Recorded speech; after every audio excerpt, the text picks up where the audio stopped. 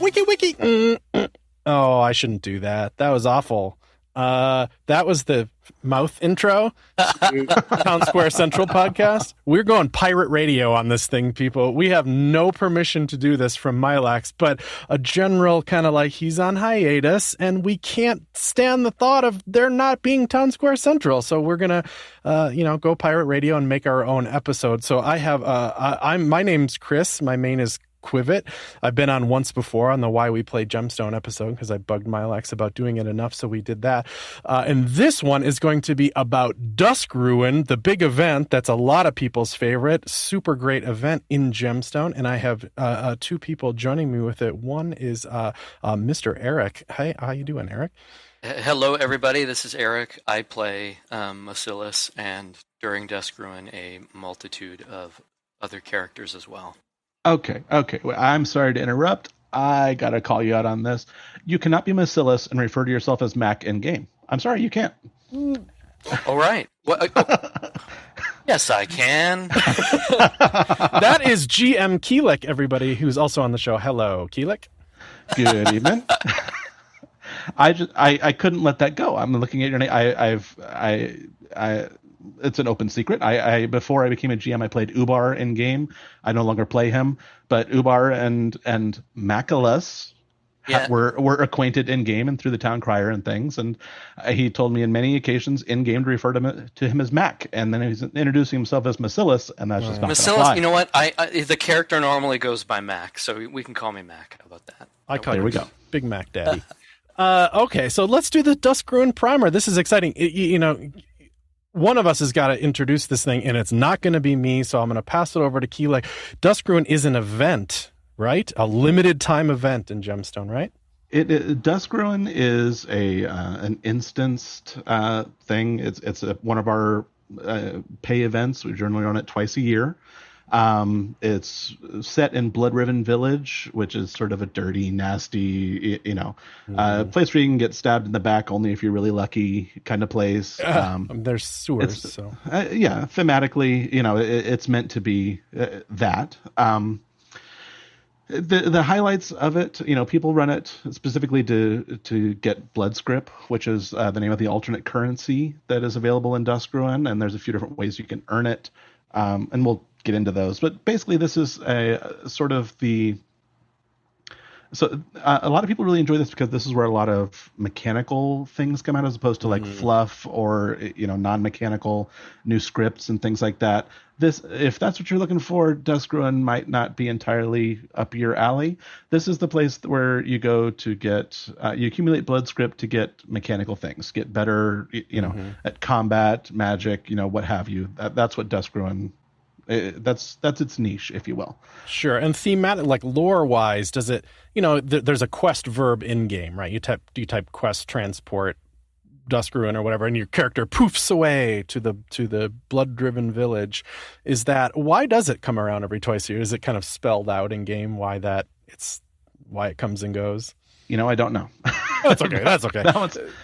I'm not sure. What events the lore of it is. Because I feel like there was one year where it was done like 3 times or close to that. It's just that could have been. It's any more than 2 times is exhausting. It does get a little exhausting. I will grant that. It's a lot of fun. I thoroughly enjoy it. It's one of my favorite events. So you get there in there. You can get it in free, right? Mm-hmm. Anybody can get in there, but there's lots of elements to it that are not free, which is anything the way that you can earn blood script, which there's multiple ways to do that once you're in Blood-Riven Village. Those are not free. Do I have that right? You do. So you can go and shop. In the past, there have been like maybe 1 or 2 things for sale that were for silvers in the game, but by and large, that's no longer the case. But you can still absolutely get there, just and kind of walk around, and it's kind of the arena, which is one of the places that you can earn blood script is by fighting in the arena, but there are actually viewing areas around the arena where you can watch the different people and heckle them or cheer them on as you like. So some people enjoy doing that. But yes, as long as the event is open, you can transport to it through use of the quest verb, like you said. But you can't really buy anything without blood script. So you can fight in an arena. Like, that's extremely cool, right? You can walk through a big arch with your sword hanging out or your rune staff holding onto it or whatever, and they're going to open up a gate and monsters are going to come at you and your job is to kill them. That's extremely cool to me and is obviously a very popular part of Dusk Ruin, right? It is. By far the arena is the most popular portion.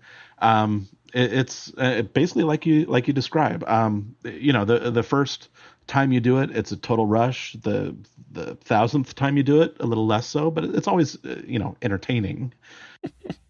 There are some characters who are built to have an easy time of it in the arena for Dusk Ruin, and for those characters, it can be a little repetitive. Rogues? Okay. Who is that? Like sorcerer, or who are we talking about?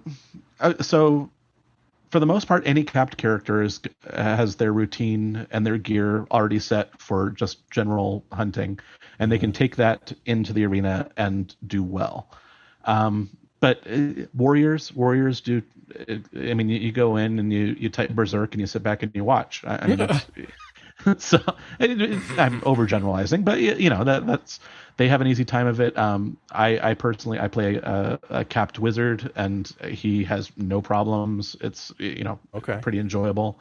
I've seen clerics and I've seen empaths just completely waltz through. Bards, of course. No way. I was gonna ask you about that specifically because I play a rogue main and I've only done this once, so I'm the biggest newbie here. I would hide, I would ambush the head and do pretty well, but not everything I could reach the head because I'm a dwarf, and so I had fun doing it. But now I've been playing with a side empath, and when I go out, I'm not, I don't have like extreme hunting skill with it. I'm just figuring it out. But empaths have like the bone shatter or whatever it is. Bone shatter is a wonderful spell. It is, but I was curious, like, can I, with my mana, I'm like 32 or something with the empath. Will I be able to bust through all the way through with 106 just the whole time? At that level, you're going to have a hard time doing that. Because mana, probably, right? Mana, no. Okay, so since we're getting, again, sorry, we don't want to get too into the weeds already. No, we're fine. We were going to end up there anyway, so it's fine. When you're in the arena, you can pray. There's actually command pray that will restore some mana and some health and some stamina and things like that. Now, what it does is you get a limited number of uses before it makes the creatures harder. Hang on. Let me call a quick timeout here. We might have to rewrite that. Let me double check that because that's how I remember it. I believe that to be the case, and they get hard fast. Yeah, but see, I can't remember if that's the Arena of the Abyss or I want to make sure about that before I say that. It costs time, but I don't think that time is so much of an issue anymore. I think they fixed that. The point is there's a mechanic to help younger characters. Well, here we go. After the third pray command, subsequent ones will increase opponent difficulty, and the fifth one will cost half your spirit plus random wounds. The fourth one has a slight chance of summoning a demon. Man, now I want to do that intentionally. I want to get a demon. Seriously? That's crazy. So that's fun because you're on your last ropes, right? You're like, you have no mana. There's nowhere you're trapped in an arena with a monster. Like, you got to be able to do something. Sure, and that's what the prey mechanic is for, and it does. It helps. It obviously, it's stamina and mana recovery is what it gets you. But even with that, your empath is going to have kind of a hard time. Would be my guess. Okay. I've never specifically tried it with a level 30 something empath. Oh, I'm going to try it. I can't wait. Absolutely. It's going to be fun. So I have some questions for Erik too. I know we have a GM here, but you've run it a lot, right? So we know that Duskruin is this thing where you buy mechanical gear. We know that blood script is the money inside there, and sometimes you need like lots of it to do big stuff that you want to do in there. So you can't just do the arena once. You got to do, like Quilic said, maybe 1,000 times. You might have to run through to get the blood script that you need to do the mechanical stuff that you want. So that's where you do Absolutely. It a lot. So what's your involvement in this? Do you like to run it a lot? So I run it in two different ways. One is just for fun on my rogue who ambushes. It takes forever to finish. It's not efficient it's not efficient at all. But it's fun. I turn on metal and I have a few drinks, and I manually play the arena. If you want blood script for gear, you have to figure out how much you need. It might be 10,000, it might be 50,000 or 100,000, or for something like Greater Undead Bane, 500,000.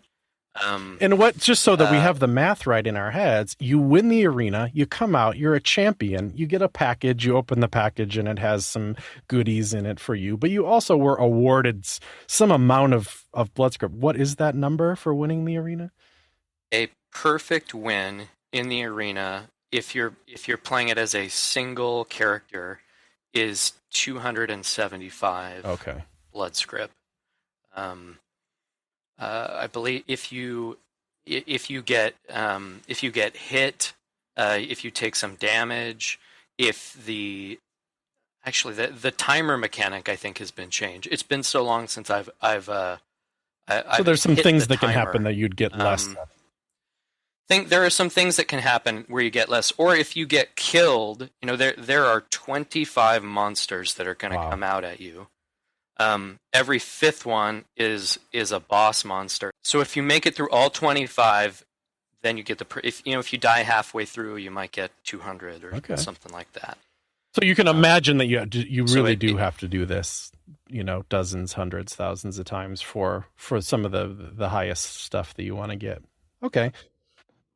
Right. And so absolutely. like the part of the way to do that would maybe be to script it. Quilic, you're like aware that people script the heck out of this, right?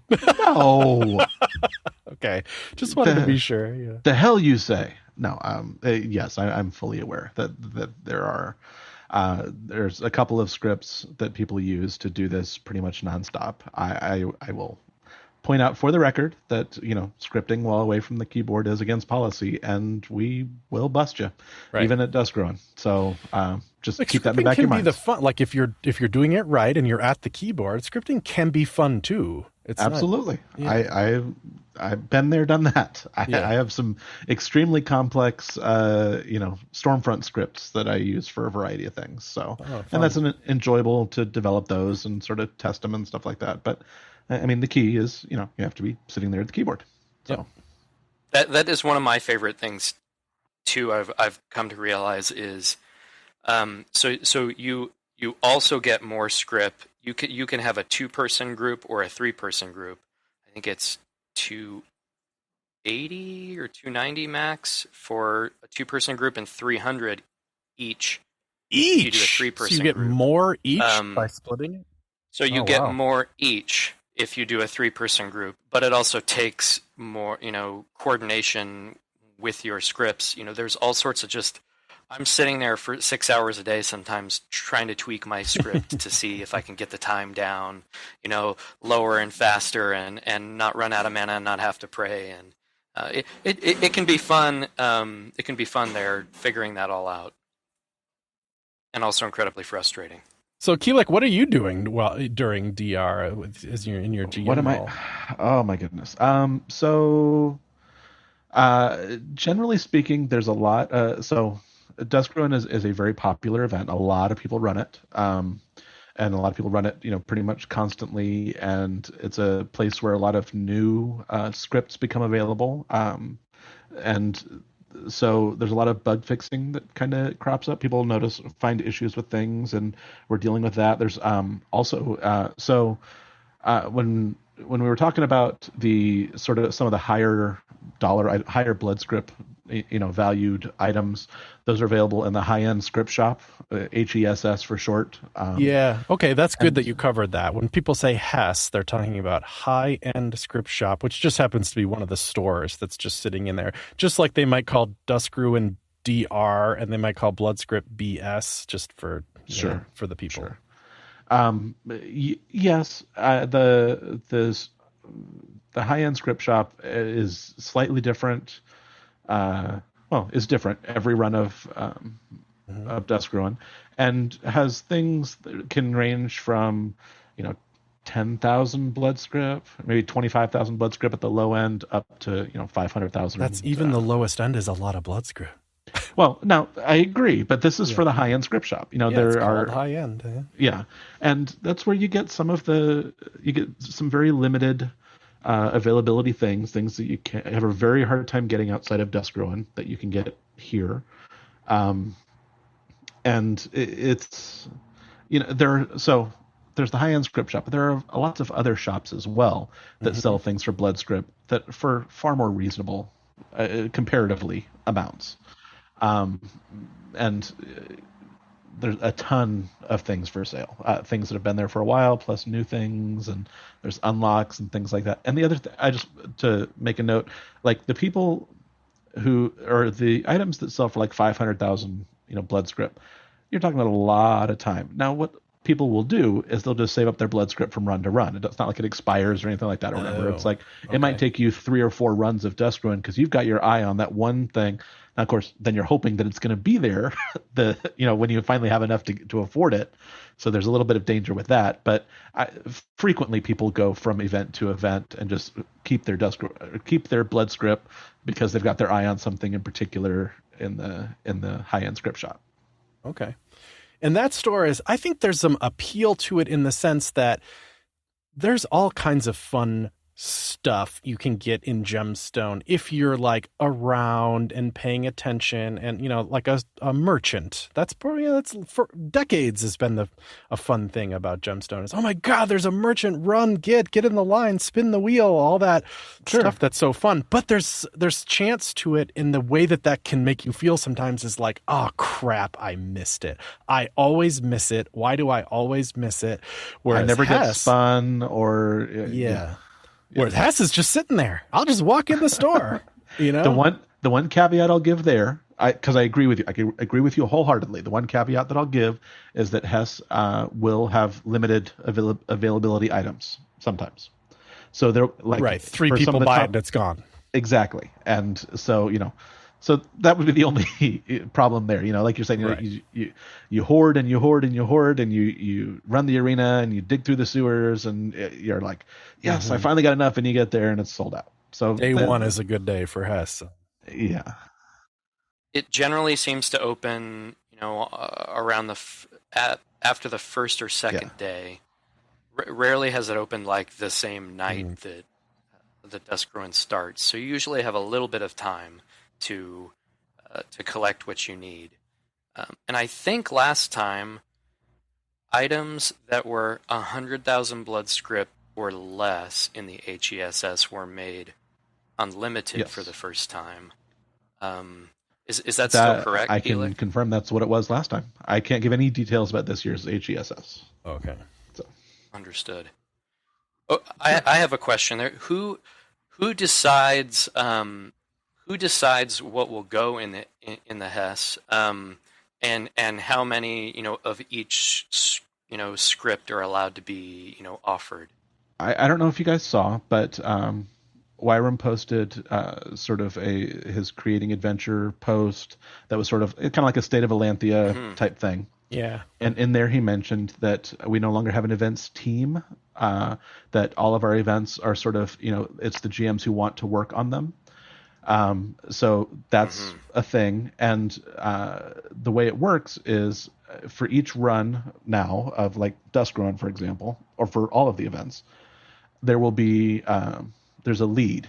There's people take the lead in different roles. So there's an event lead, and that person is basically sort of putting their stamp on the event as a whole. And there's an event lead assistant. For this run, I am the event lead assistant. I am the person who's assisting the person who generally makes most of those calls for this run of the event. And the person who's running the event lead for the February run of Dusk Ruin is GM Tivy. Okay. So the HESS offerings are something that, now I don't mean to say that's completely her decision, but certainly that's she and I have gotten together and put together some ideas and talked to a few other people who have done this way more than we have and gotten their input and their ideas, and that's how that list gets compiled. Fun. We've talked about Hess a bunch here, but not not like what's an example of something that's in there? Because I'm not an expert at all in there. Although because the only time I ever did it was last time, and I was so excited about it and looked at the list in there, and most stuff was like, well, not affording that. But I remember that there was a type of flare in there. What are the head ones? The cool head flares? I mean, knockout flares. Knockout flares was in there, and I was like, that would be so rad to get that, you know? So, for example, last run, knockout flares were 100,000 blood script. So we're unlimited. So we're unlimited. But it's 100,000. That's not an inconsequential amount. But I mean, there's things like, high steel and low steel. So there's ores for sale, ores for sale in the high-end script shop. And basically the way that works is you buy a chunk of that ore, and then you basically you redeem that, and you get a weapon crafted out of that metal.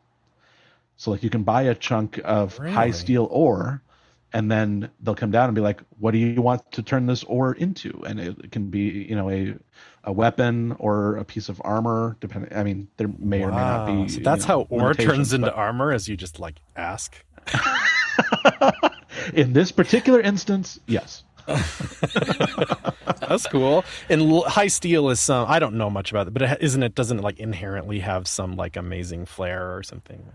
High steel is, I don't have any, so let me confirm. Yeah, that's okay. Properties. But it's something like that, right?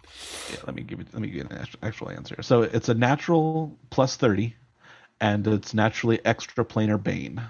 So basically, if you buy a chunk of high steel ore, and we come down to you and you say, I want to turn that into a cudgel. We're like, great, here's your high steel cudgel. That would be awesome. It would be a plus 30 extra planar bane cudgel, and you would have the greatest cudgel in the game. What is extra planar is like? Does that mean it'll be good in the Rift? Yes. Lots of creatures are extra planar. It's just a category of creature, but yes, it would be good in the Rift. Okay. I really want a high steel cudgel now, so that's something.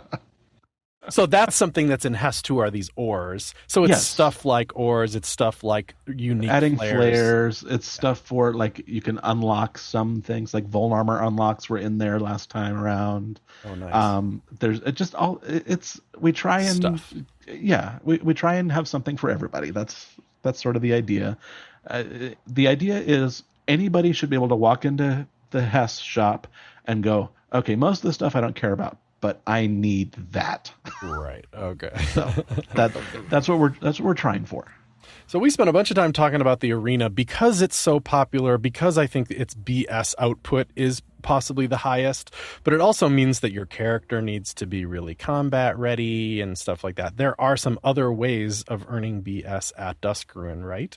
Absolutely. The second most popular, I would say, second most popular by number of people who run it, certainly, would be the sewers. So in the Duskruin arena,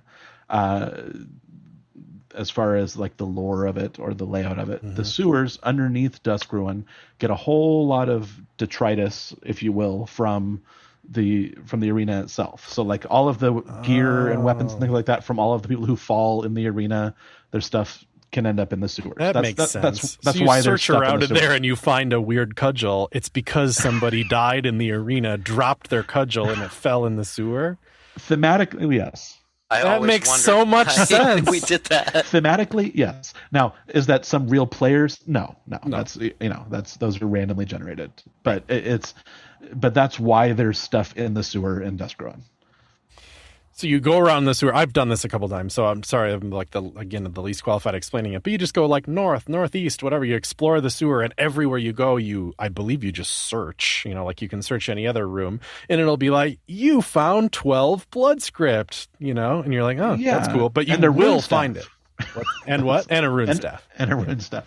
So it's been altered slightly, but in the earlier days of running the sewers, there was a running joke, and some people still have this experience, where it seemed like you found an inordinate amount of rune staves running the sewers. You would get that's a fact. You'd stack them up like firewood. I mean, it was just you'd see rune staves everywhere. The other thing in the sewer that is only in the sewer is you can find Duskruin rats. So most people have seen those around. People have them, things like that. Oh, and That's it where you get becomes them. a pet that you keep forever? Yes. Oh, that's Yes. awesome.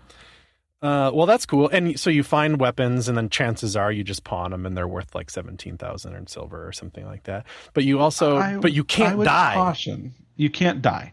I would caution against insta selling stuff that you find in the sewers. You would. You could. Different people have different sort of thresholds and things like that.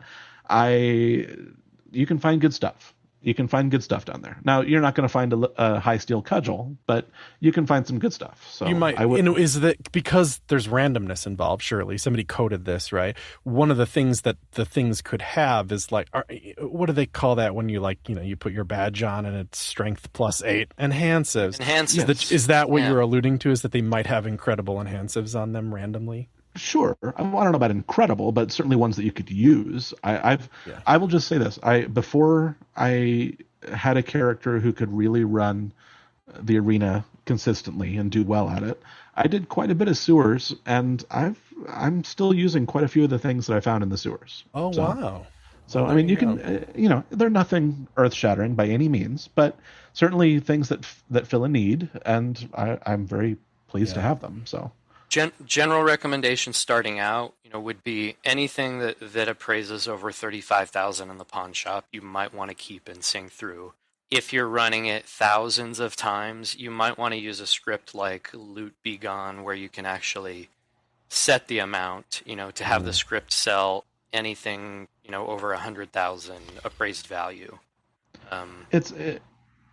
Keeping it all. Yes, inventory management gets to be an issue. Absolutely, it does. I will absolutely cop to that. But and it does take time. If you're running it nonstop and you're really burning through books, then you might not want to take the time to sync all your stuff. But I'm just saying you might lose some things that you would have preferred to have.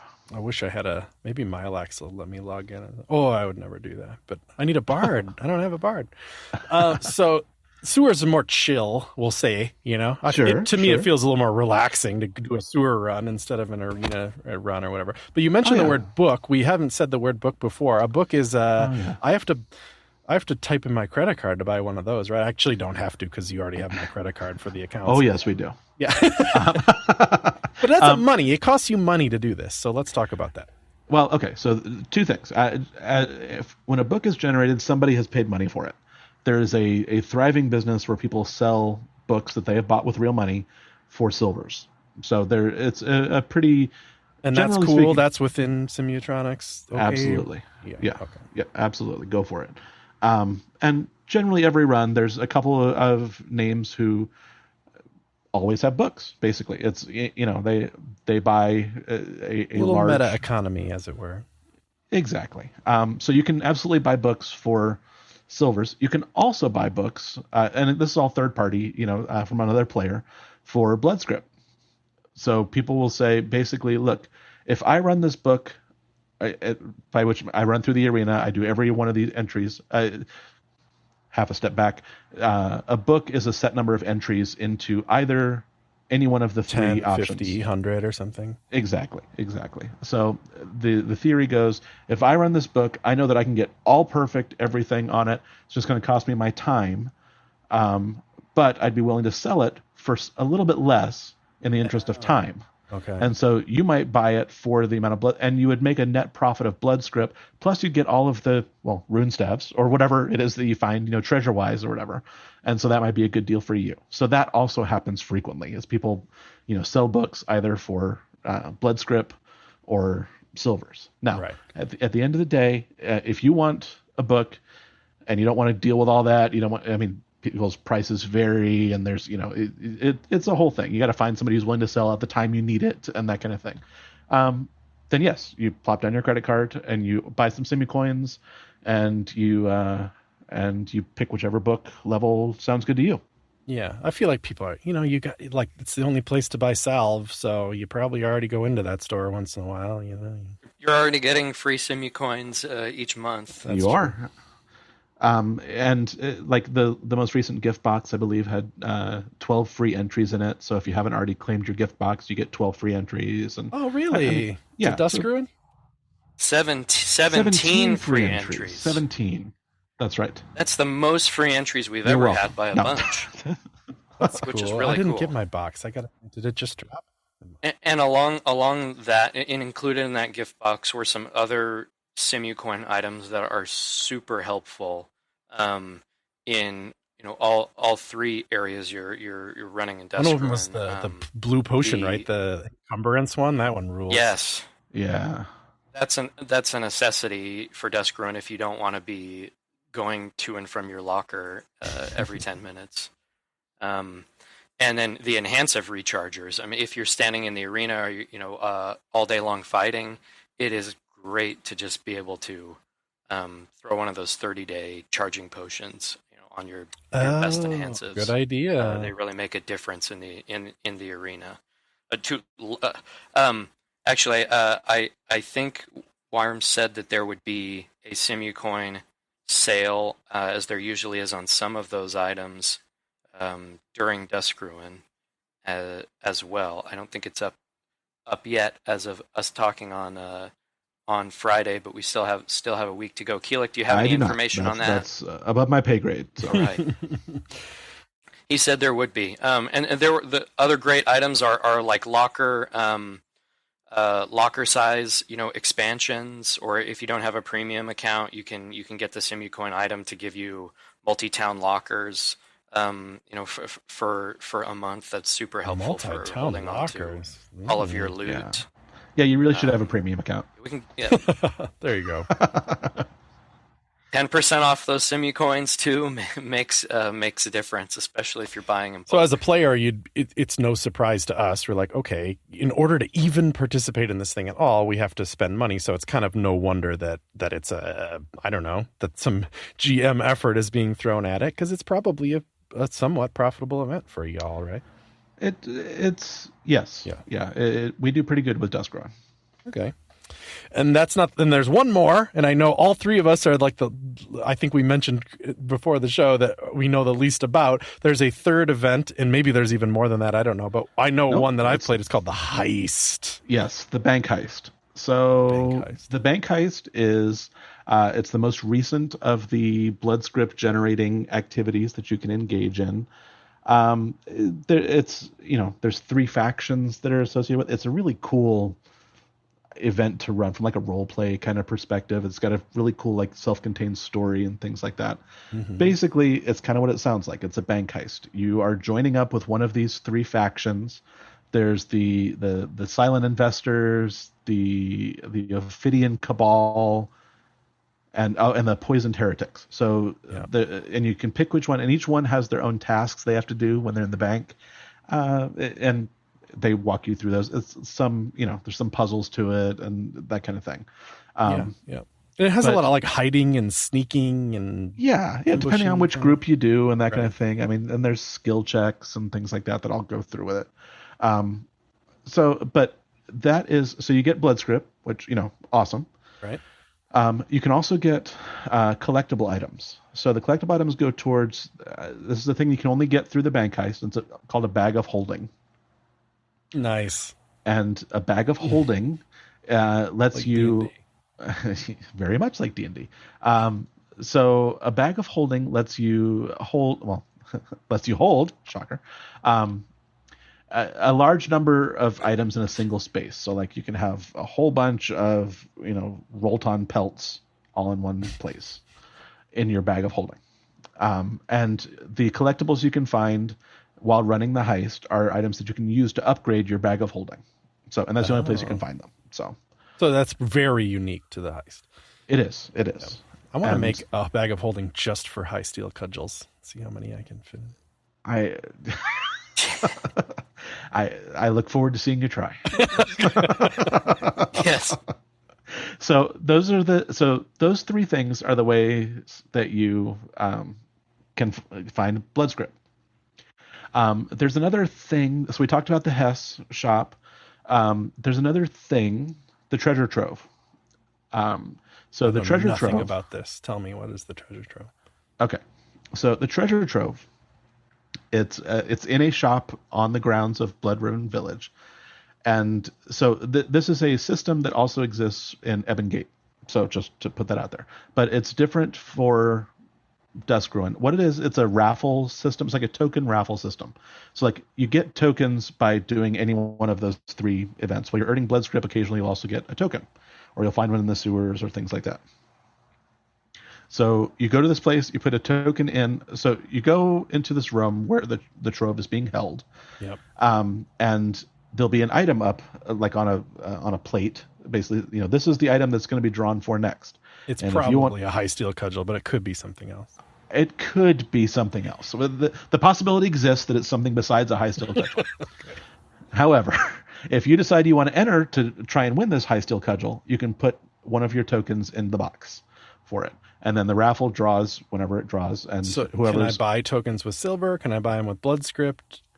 From other players, sure. But other than that, if you're trying to run this game as a first-person shooter and you don't want to involve yourself with other people, you have to run the events and find. And all three tokens. Of those events cough up tokens? Very rarely, but they do, right? Not as rare as you would think, but it's somewhat rare. And I'm confirming that the heist drops them as well. I'm almost positive it does, but yeah. I know the arena and the sewers do, so I would assume the Bank Heist does as well. So the Treasure Trove is a raffle. The Treasure Trove is a recurring raffle. So there's lots of items in it. So like once that high steel cudgel gets won by somebody, probably not you, then another item will come up that won't be as cool as a high steel cudgel, but it's probably still also pretty cool. The difference so for people who have seen how the Trove works at like Ebon Gate and things, and I should say this is not new for Dusk Ruin. It ran we did this last run of Dusk Ruin as well. But for people who only saw it at Ebon Gate, Ebon Gates is really cool. But this is a whole different degree of magnitude as far as what type of things are available through this. So better stuff than was in the Ebon Gate Treasure Trove. So I'm looking. Okay. I'm just randomly. I pulled up. One of the items from the Treasure Trove for the last run of Dusk Ruin is a plus 25 metal breastplate that's moderately resisted to fiery attacks, frigid attacks, and shocking attacks. Cool. So I would wear that. Mean, decent. We're not talking, crazy good, but I mean, there's unlock certificates sometimes come up in there. And don't these become what they call projects for people? Isn't that a lot of like what's for sale? I know there's a lot of talk about this like animalistic armor or something at this new one, which looks amazing, right? But it doesn't come off the shelf. It comes off the shelf cool, but not amazing. But then you like make it your thing, like you improve it over time. So absolutely, that's one of the ways that a lot of people use Dusk Ruin is for that purpose. So a lot of people have sort of a project weapon. I'll give you just my own personal example. I have a warrior who's in his late 50s, early 60s at this point, and he's got a maul that I've been working on for years and years and years and years. And a lot of its improvements have come through Dusk Ruin. Okay, like, talk to me about it. So we're talking flares, we're talking weighting. It's got, at this point, so it's a perfect, so I started off with a perfect Voltite maul. He uses a maul. Mm-hmm. So I wanted it to be Voltite. You see lots of, perfect steel or whatever. I wanted a Voltite one. I contracted out to a forger and I got, I wanted Voltite. Perfect is cool because it has like better AVD or something, right? Yeah. So started with that. I use my wizard to enchant it up. I get waiting on it whenever I can get it. And at Dusk Ruin a couple of times before I came on staff, I managed to get a greater elemental flares added to it. So at this point, it's 8 times enchanted, so plus 40, greater elemental flaring with a whole bunch of crit weighting on it. And solid weapon. So, but that's the example of a project piece. It's like I started out with just that perfect Voltite maul that I paid 250,000 silvers for or whatever, and just over the years I've been tacking things onto it. And a lot of people do that with a lot of these things. And I should point out, kind of like you're saying, if you go and you buy, I'll talk about the elemental gloves because that's my new script that I have coming out, and I'm more familiar with those. Yay! So elemental gloves is I've already teased them on the on the officials and things. So elemental gloves are, again, half step back. I tend to make things that I personally want for my characters. My warrior is at the point where he's starting to get frustrated by flying creatures because you can't really hit them with a maul when they're up flying around.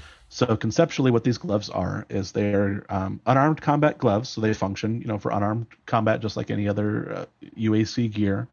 But certain number of times per day, you can clench them, and at that point, for 45 seconds, you can fire off SMR2 attacks at anything in the room that are attuned to the element of whatever element your gloves are.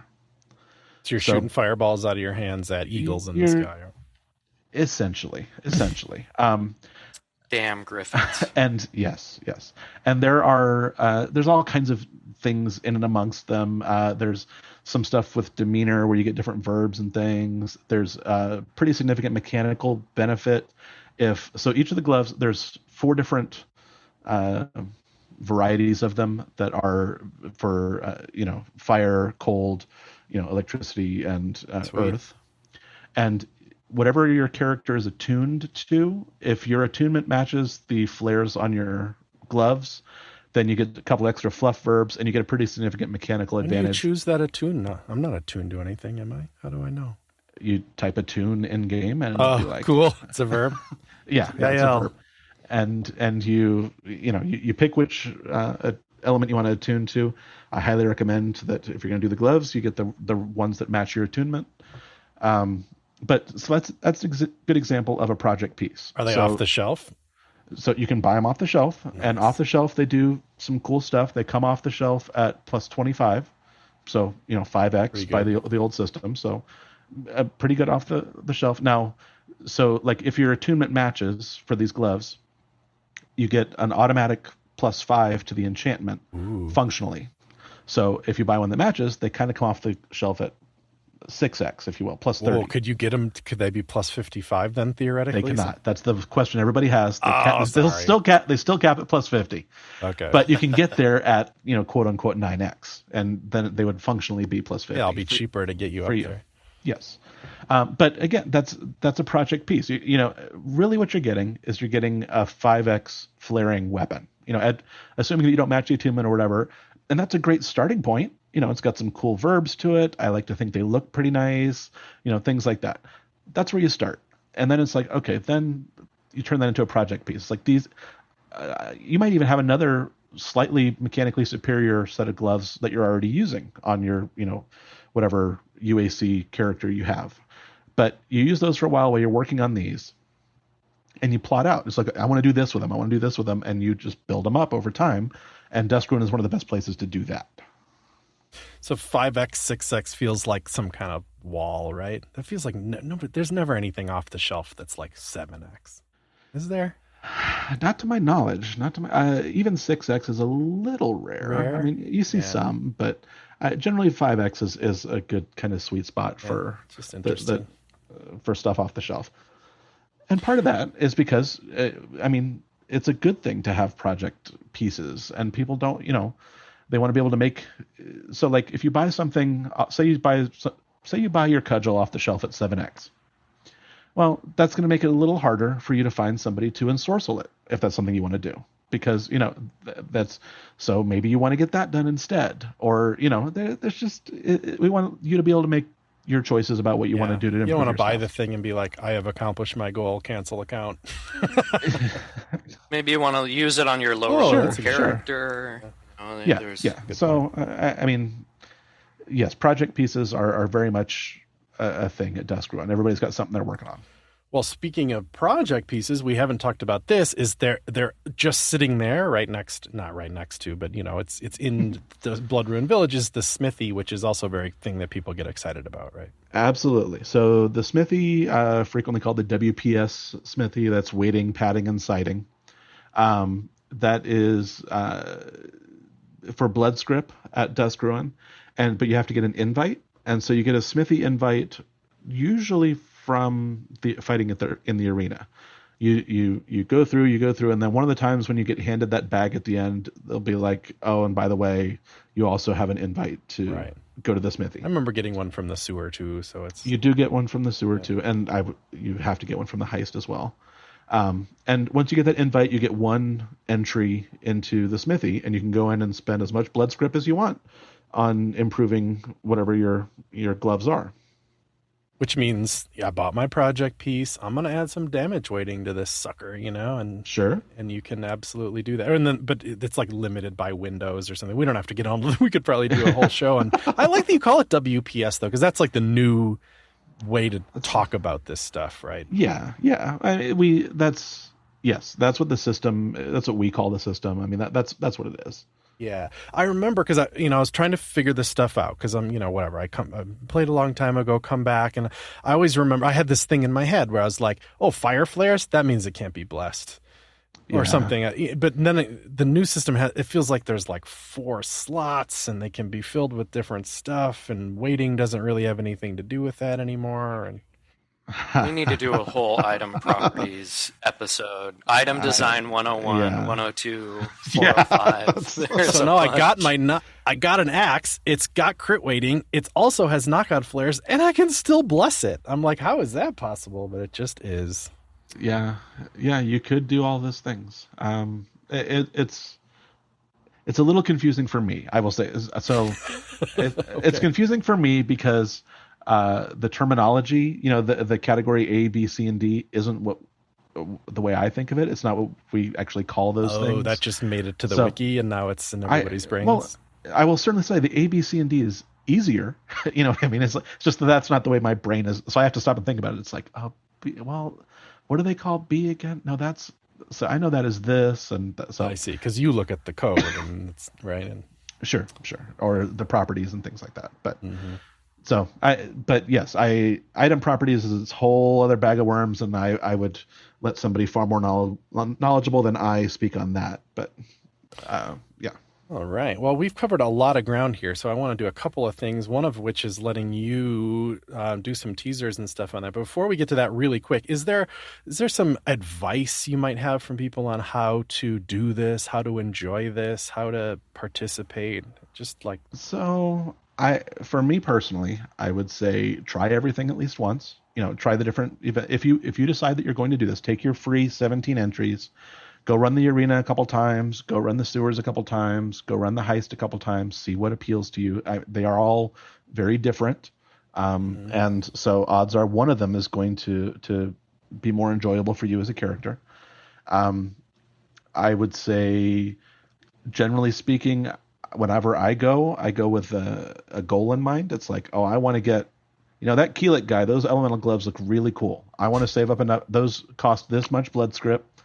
I would need to run this many runs. That's what I'm going to do. And that's my goal I'm working towards, that's the amount of blood script I need. I should point out, as I'm saying that, the thought occurred to me, in the sewers, when you're digging around in the sewers, you can find caches, C-A-C-H-E, caches of blood I found one once. There was tons of blood script in it. It got me really excited because you're like all that much closer to your goal because you're like, holy crap, I just found a ton of blood script. Yes. So that happens in the sewers. So that's something in the sewers' favor. So, but have that goal. I mean, that's what you're working towards. To just run it without a goal in mind, to me, is a lot less enjoyable. So I would say, definitely do that, because then you get that sense of accomplishment when you finally go and you buy, that thing that you had your eye on, and then you go out and try it out, and it's very enjoyable. So I recommend that approach to it. Mm-hmm. And I mean, so just as Gemstone as a whole, I'm a firm believer this is a game. It's meant to be fun. Find somebody to have fun with it. There's a couple of players who I know at least last Dusk Ruin, possibly before that, they would set up times to sit up in the stands and heckle people and had an absolute blast. I mean, that's, that's great. I love that. So find a way to have fun with it. I mean, they can hear you down there. If you're watching someone, you can yell, yell out, and they can hear you heckling. It's a lot of fun. So try everything, find something that works for you, and then set a goal. I mean, this is what you're working towards. Okay, so God, we could just go on forever because it's so tempting to get into economics and stuff. But I think we're gone a little too far. And you told us that you have some things that you can share about that's going to happen at this year or this run of Dusk Ruin. So you want to take the opportunity to deliver us some spoilers? Tell us about cool stuff. I can give you a little bit on a caveat up front. I can't say much about some of these things. I will give you these are teasers, so I can't give any details. Okay. So a few things. So let's see. I'm looking at my list here. So for individuals, so there'll be a set of armor that is likely to be offered. That for individuals who walk a more shadowy path. Yeah. We both have rogue mains. Tell us more. Remember, I just said I can't give you much more. I know. Shadowy path. Go on. There will be some armor that will be of great interest to you. Okay. And that's all I'll say there. Fair enough. So there are. Let me get the info. So GM Quilic is going to be offering the ability for people to buy certificates that will enable them to change the way to change the messaging associated with something that has not been offered in the past. That's all I'll say there. So it's a character customization type thing that is really cool, but I will leave it to her to give the details for that. I can't even guess. Mascara. Not mascara. Change the way you do something. Change the messaging related to something that hasn't been offered in the past. Woo! This is tough. Okay. Let's see. So GM Kenstrom is going to have a blood magic related item available. That's all I'll say there. Okay. Like the I won't even guess. So, and then the last one that I'll give you, I'm just trying to be careful with my phrasing here. So, okay. So for those who might be craving a resting place that's a little more stable or private, you may have an opportunity or two this Dusk Ruin. I feel like I know what you mean. Auction quality tents. Well, didn't they already tease the shell armor? Way cooler than auction quality tents. Oh! I'm just saying we won't talk about that. But I feel like that's been bouncing around a little bit. Okay. And I will say way cooler than shell armor. Oh, it's not shell armor. Oh my gosh, that's really exciting. And not shell armor. Tents and not shell armor. Do you want the quote again? Yeah, let's do it. Okay, hang on. Yes. Get back to it. For those who might be craving a resting place that's a little more stable or private. Stable. Horse stables. That's all I'll say. Okay. That's a delicious teaser. Thank you very much for doing that. And thank you for your time this evening and chatting with us about this. Absolutely. Thank you guys for having me on. This was fun. We're very much looking forward to this. We got 7 days left. As of the date of this recording, we are 1 week and 2 hours from the opening of Duskruin. Okay, so we do have exact dates. It's February 12th, then you're saying is the opening day? Yes, it is. 9 p.m. on Friday. Be ready. GM Quilic, please stay hydrated. Get some sleep. I can't sleep. We have so much left to do. Remember to stand up every 30 minutes and look out the window. Right. There's a life outside these four walls. Yes. All right. Excellent. Hey. Okay. Thank you guys very much. Thank you so much. Thanks again. We'll talk later.